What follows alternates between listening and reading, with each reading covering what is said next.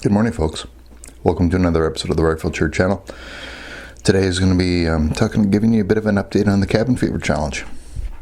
The Cabin Fever Challenge, as you know, has been going on for about 8 years now, and it is a practical demonstration of marksmanship using 4 positions: standing, kneeling, prone, and sitting, with a mandatory 5-round reload in between each position. 5 rounds per position for a total round count of 20 rounds. And this year,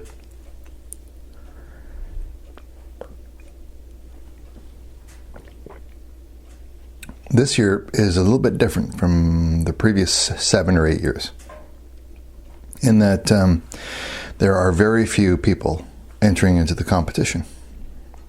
And so I've been kind of thinking about this, and the other division leaders have seen this as well, and they're going, "What the hell is going on?" So we got some possible reasons for why nobody's entering. Well, not nobody. We do have a total of 17 entrants so far. Today is March the 18th, which means it closes March 31st, so it's running pretty close.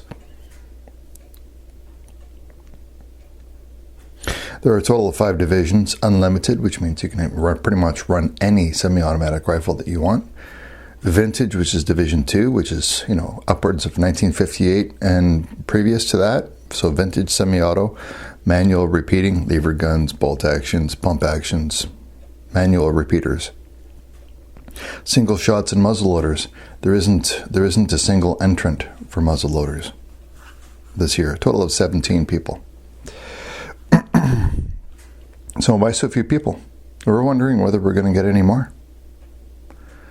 And so here's a few ideas. The ammo shortage is one. People that don't have a stockpile somewhere, maybe they don't want to dip into their stockpile or their, whatever they have for reserves. There are ammunition shortages, and there are elevated ammunition prices.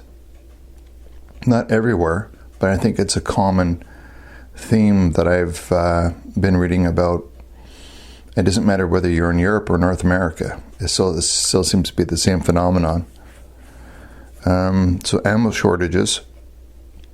Now, COVID-19 has just made people not want to go out.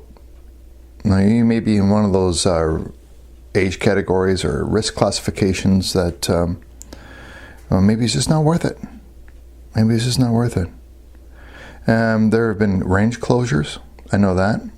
Our range closed for a little while last year because it was an unknown phenomenon, this COVID-19 business. But they shortly opened back up, and they adopted an exposure control plan. So long as you follow the exposure control plan, you can be on the range. I'm not sure if people are too busy. I don't think that's it, because normally we would have twice as many people. Right now, more people are working from home than they are actually working at the office, for example. So I don't know if it's just busy people or not. There are other competitions that have opened up in 2021, one which is called Remote Brutality. It's well supported, it's well financed, it's got commercial support, it's got good prizes, and it's got good sponsorship by people like Ian from Forgotten Weapons. Gun Jesus, great, awesome. I think he should shoot Cabin Fever Challenge too. Because I think it's actually a more accessible competition for the demonstration of positional shooting. Not how many sandbags you can carry, if you know what I mean. But the biggest one, I think, these are my opinions, okay? I think probably one of the biggest reasons why people aren't coming out to shoot and put themselves on film doing it is fear. And there, I said it. It's fear. People don't want to be seen with a firearm. They've got the government breathing down their neck. In Canada, as you know, we have an overbearing government that has instituted gun bans. So right off the bat, there's a whole bunch of people out there that aren't allowed to use their favorite firearm. because they've been banned by the government. But for the remainder of us, we know that these gun bans, Trudeau and his henchmen, are intended to eventually take all guns. So by going out and demonstrating your marksmanship, people are worried about there's going to be a big target painted under their back by the government. They've been observed with a firearm, and there's somebody taking notes. So it's an environment of fear in which these people are going out and shooting the competition. And it's similar in the United States. Okay, so Biden and Harris have openly stated that they're going to institute something similar. So the news isn't particularly good for the Cabin Fever Challenge. We've never really had sponsorship from like CCFR, National Firearms Association, CSSA, those guys. We've actually invited them to come out and shoot, and they've chosen not to. That's, not this year, in previous years. They've been, each president was actually invited to shoot it, and all of them declined. So, I'm hoping to get the word out that this competition even exists, even after 8 years of doing this. Very few people know about it, but we'll see.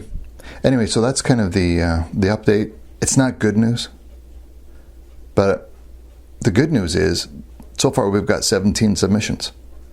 Even me with a broken knee went out and did it, and I did it twice, but I'm not doing it anymore. So the news isn't good, but there is good news. And here's the thing, folks, is that through all of this doom and gloom, the sun will eventually come out and shine again. Okay? But sometimes you've got to make your own little piece of sun. Get out in the fresh air and get some physical exercise. Walk back and forth down the range, putting up targets, making sure your rifle's zeroed. It's just kind of basic stuff. Having at least one rifle in your collection that is zeroed and shooting where it's supposed to be shooting. It's always good to verify that, right? Test test and verify your own skill set.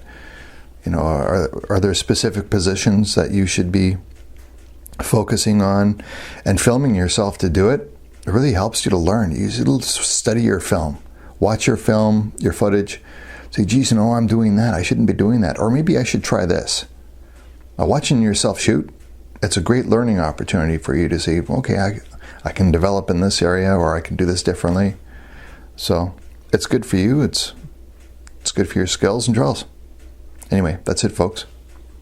I'm going to finish stoking up this wood fire here and get ready for the day. It's almost 8 o'clock, I think. Anyway, Maple Leaf up.